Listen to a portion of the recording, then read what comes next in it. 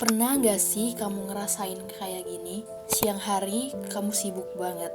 Sibuk kerja, ngerjain tugas, balas chat masuk, ketemu teman, pacar, dosen, guru, ataupun atasan. Pokoknya sibuk banget deh. Tapi anehnya, begitu malam datang, lampu dimatiin, kita baringkan tubuh kita di atas kasur yang empuk, seolah-olah kasur kayak nampung semua lelah dari aktivitas yang kita lakukan seharian. Dan saat itu, tiba-tiba dunia jadi sepi. Namun, enggak dengan kepala kita. Karena di momen ini, yang paling berisik justru isi kepala kita sendiri. Tiba-tiba keinget hal memalukan bertahun-tahun lalu, tiba-tiba mikir masa depan, impian yang belum tercapai, atau cuma sekedar mikirin apa yang akan terjadi besok. Seolah-olah semua masalah hidup ngantri buat dipikirin.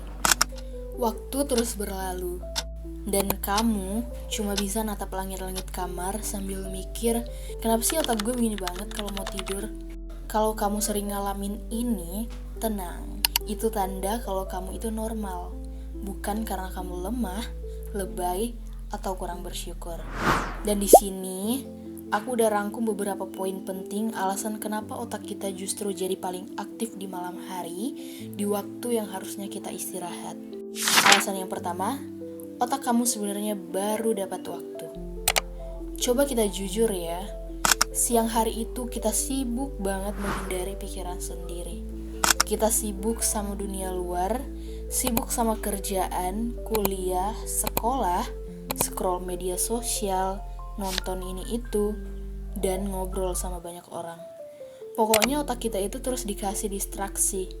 Dan itu bikin kita jarang banget benar-benar berhenti dan ngerasain isi kepala sendiri. Nah, ini dia biang masalahnya. Pas kita lagi sibuk-sibuknya, perasaan yang belum selesai, kekhawatiran yang ditunda, pikiran yang kita abaikan, itu enggak hilang. Mereka cuma nunggu giliran. Dan malam hari adalah waktu yang tepat, dimana pas malam hari saat tubuh kita untuk tenang. Nggak ada kerjaan, nggak ada orang yang ganggu, dan nggak ada distraksi besar. Akhirnya otak kamu bilang, oke, sekarang kamu nggak sibuk, kita ngobrol yuk. Makanya kadang rasanya kayak pikiran tiba-tiba muncul. Padahal sebenarnya mereka udah ada dari siang, cuma baru dikasih panggung pas malam hari. Kedua, saat malam, suasana yang bikin pikiran makin kuat. Selain karena sepi, ada hal lain yang bikin otak berisik pas malam hari. Dimana malam itu identik dengan ruangan gelap, suara berkurang, tubuh capek, energi mental turun, dan saat energi mental kamu rendah, kemampuan kamu buat berpikir logis juga ikut turun. Ibaratnya, siang hari otak kamu itu manajer profesional, dan malam hari, dia jadi anak magang yang panikan. Pikiran kecil bisa dibesar-besarin. Kemungkinan kecil terasa seperti bencana besar. Contohnya, siang hari kamu bisa mikir, ya tadi agak canggung sih, tapi ya udahlah. Pas malam bisa berubah jadi kayak, kenapa gue ngomong gitu ya? Pasti dia ilfil. Pasti semua orang mikir gue aneh. Padahal faktanya belum tentu ada yang mikirin itu selain kamu. Tapi karena malam hari kontrol emosi kamu lagi turun, otak lebih gampang masuk ke mode negatif. Ketiga, otak kita punya mode cari bahaya. Dari zaman dulu, otak manusia itu didesain buat bertahan hidup. Artinya, dia lebih peka sama ancaman daripada hal positif. Kenapa? Karena buat nenek moyang kita, salah sedikit bisa berujung bahaya. Masalahnya, otak kita sekarang masih pakai sistem lama itu. Tapi hidup kita udah beda. Sekarang ancaman kita bukan lagi hewan buas, tapi takut gagal, takut ditolak, takut nggak sukses, takut masa depan berantakan, dan semua itu paling gampang muncul pas malam hari. Karena saat sepi, otak mulai scanning. Ada yang perlu kita khawatirin nggak? Karena otak memang cenderung fokus ke hal negatif. Dia lebih gampang nemuin hal yang salah daripada yang aman. Makanya malam hari sering jadi waktu dimana kesalahan lama muncul lagi, rasa malu diputar ulang, ketakutan masa depan dibesar-besarkan, padahal belum tentu semuanya nyata. Tapi otak memperlakukannya seperti ancaman serius. Keempat, overthinking itu bukan musuh, tapi usaha yang salah arah. Ini penting banget buat dipahami.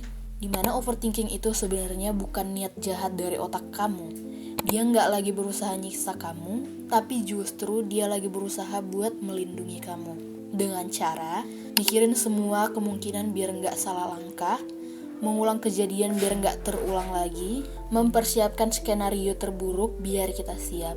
Namun yang jadi masalah adalah otak nggak tahu kapan harus berhenti. Semakin kamu mikir, otak mengartikan itu sebagai, wah ini penting banget, harus dipikirin terus. Akhirnya, kamu masuk lingkaran kayak gini. Misal ada satu pikiran kecil muncul. Kita anggap aja besok mau first date sama gebetan. Yang pertama kamu fokus rencana first date besok, yang akhirnya karena dipikirin terus, kamu jadi cemas, dan kemudian otak baca sinyal ini bahaya. Otak kirim lebih banyak pikiran skenario baik maupun buruk yang kira-kira bakal terjadi pas first date besok. Dan itu buat otak kamu semakin cemas, pikiran makin banyak, dan secara gak langsung kamu jadi gak bisa tidur. Dan tahu-tahu udah jam 2 pagi. Kelima, kenapa makin mau tidur malah makin gak bisa tidur? Lucunya saat kamu sadar harus tidur, kamu mulai panik. Waduh udah jam segini, besok harus bangun pagi nih. Kalau nggak tidur sekarang, besok bisa telat masuk kantor atau masuk kuliah. Tekanan itu bikin tubuh kamu masuk mode waspada. Padahal tidur butuh rasa aman, butuh kondisi santai, butuh sinyal bahwa semuanya baik-baik aja. Tapi yang kamu kirim ke tubuh justru sinyal bahaya. Kita harus tidur sekarang. Akhirnya badan tegang, jantung agak berdetak lebih cepat, pikiran makin aktif, dan kamu malah makin jauh dari tidur. Keenam, kenapa malam juga jadi waktu paling jujur? Ada sisi lain yang jarang dibahas.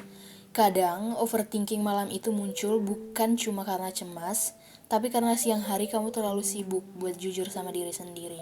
Siang kamu kuat, kamu aktif terus, nggak sempat ngerasain capek mental, nggak sempat ngerasain sedih, nggak sempat nanya ke diri sendiri, sebenarnya gue ini gimana sih? Dan di malam hari, semua topeng itu lepas.